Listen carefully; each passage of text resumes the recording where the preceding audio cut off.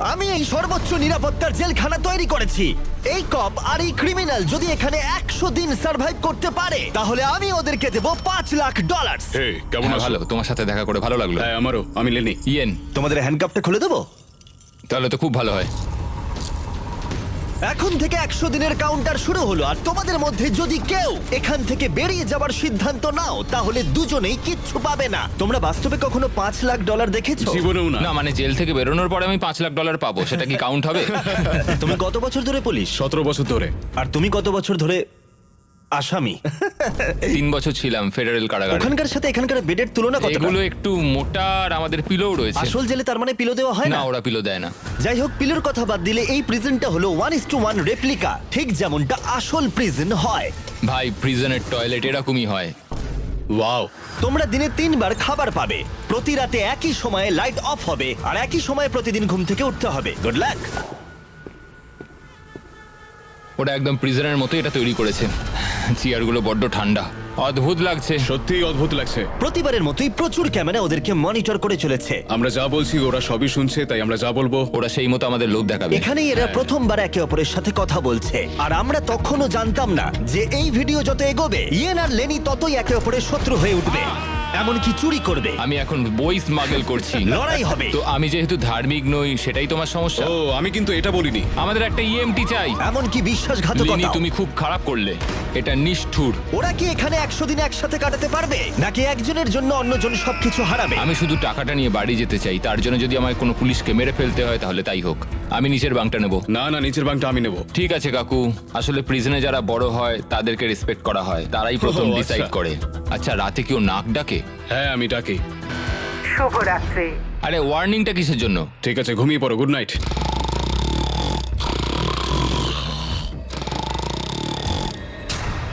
সুপ্রভাত। এটা তো ভোরবেলা, এই লোকটা সারা রাত নাক ডেকেছে। তোমার নাক ডাকার জন্য ঘুমোতে পারিনি। তাই নাকি? হ্যাঁ, আকাশের দিকে দেখে তো মনে হচ্ছে এখন হয়তো সকাল 6টা কি 7টা বাজে। এটা প্রথম রাত ছিল।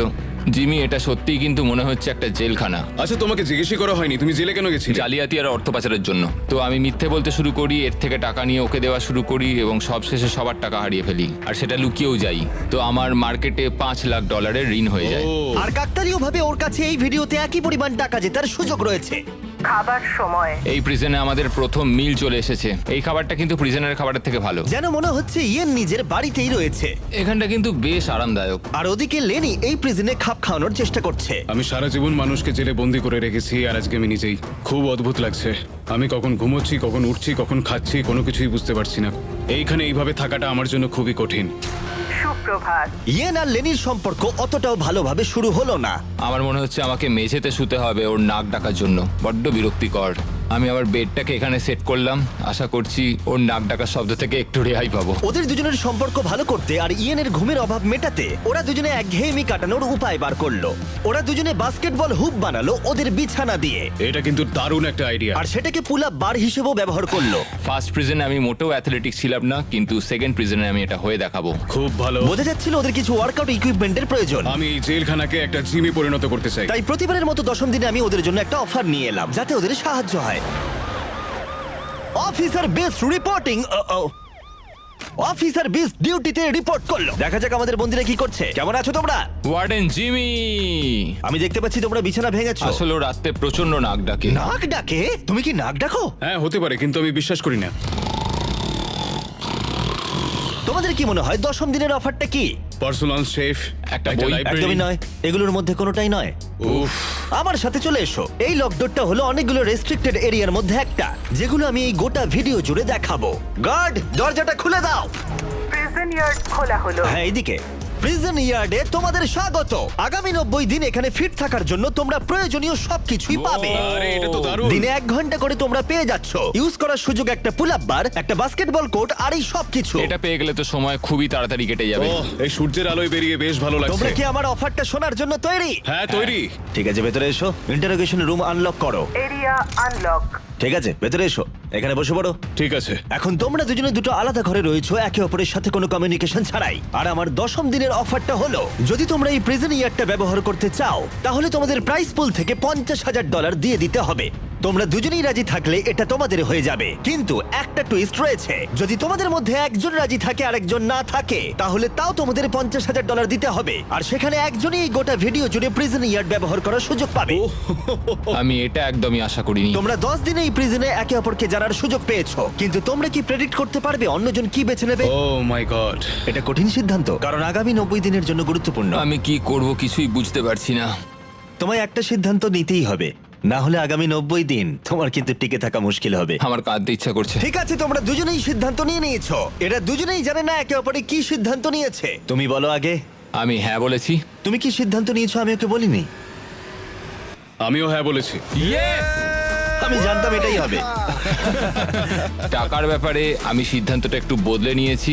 আমি এখানে যতটা সম্ভব আরামদায়কভাবে থাকার জন্য টাকা খরচ করতে রাজি আছি। এমন কোনো সুযোগ যেটা আমাদের পরিস্থিতিকে বদলে দিতে পারে সেটা আমাদের হাতছাড়া করা একদম উচিত নয়, কারণ শেষ পর্যন্ত টিকে থাকার জন্য এটা খুব প্রয়োজন। এখানে আমাদের অনেকটা সময়ও কেটে যাবে। সুপ্রভাত। সুপ্রভাত। এটা দেখে অবাক লাগছিল যে প্রিজন ইয়ার্ডের একটা ঘন্টা ওদের এখানে 100 দিন কাটানোর সাহস জোগাচ্ছিল। ওয়াও, আমরা স্বাধীন। এটা 50,000 দেওয়াই যায়। 50,000 এটা ঠিকই আছে।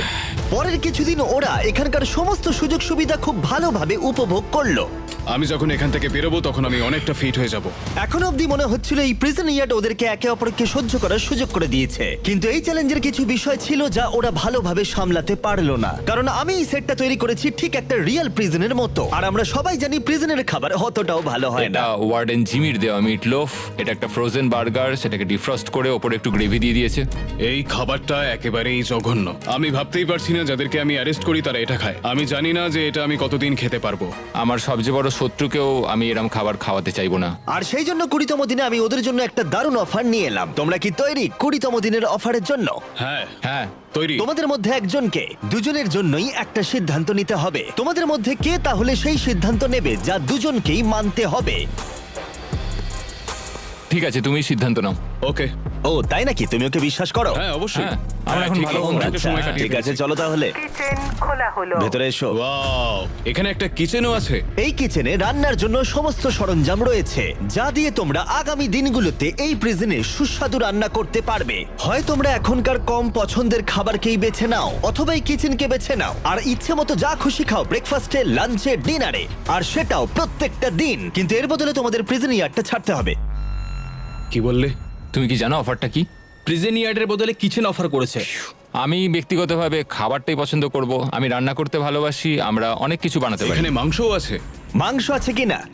এই দেখো, এখানে রয়েছে বিফ প্যাটিস, হট ডগস, তুমি যা চাইবে প্রায় সবই। ওকে, ঠিক আছে। কিন্তু দাঁড়াও, একটা জিনিস, তোমার একার দিকটা ভাবলে হবে না, তোমার পার্টনারের দিকটাও ভাবতে হবে। সত্যি বলতে আমি বুঝতে পারছি না আমি এখন কি করব। ঠিক আছে, আমি তোমাকে 1 মিনিট সময় দিলাম। ইয়েন, আমি তোমার রুমমেটকে একটা চয়েস দিয়েছি। তোমরা এই প্রিজন ইয়ার্ডের বদলে একটা সব সরঞ্জাম সমেত কিচেন পাবে। আমি জানিও কি বেঁচেছে, ওই ইয়ারটাই চুজ করেছে। হ্যাঁ ঠিকই বলেছো, আমার অফারটা নেয়নি। মানে প্রত্যেকদিন তোমরা খাবার নিয়ে অভিযোগ জানাও, তাই এই অফারটা দিলাম। দেখো, আমি ভেবেছিলাম তোমাদের জন্য একটু সহজ করে দেব, কিন্তু 30তম দিনে ব্যাপারটা এতটাও সহজ থাকবে না। ঠিক আছে। Bye warden Jimmy. হ্যাঁ ভাই। কোনো মতেই এই রেকিয়ারটা আমরা ছাড়বো না। স্বর্গের আর একটা দিন, পুরো 24 ঘন্টা কেটে গেছে। আমরা কিচেনটা না নেওয়ার সিদ্ধান্ত নিয়েছিলাম এবং তার জন্য আমাদের কোনো অনুশোচনাও নেই। তোমার কি অনুশোচনা হচ্ছে? একদমই নয়। আমরা সত্যিই খুশি, না হলে আমাদের সারাদিন বন্দি থাকতে হতো।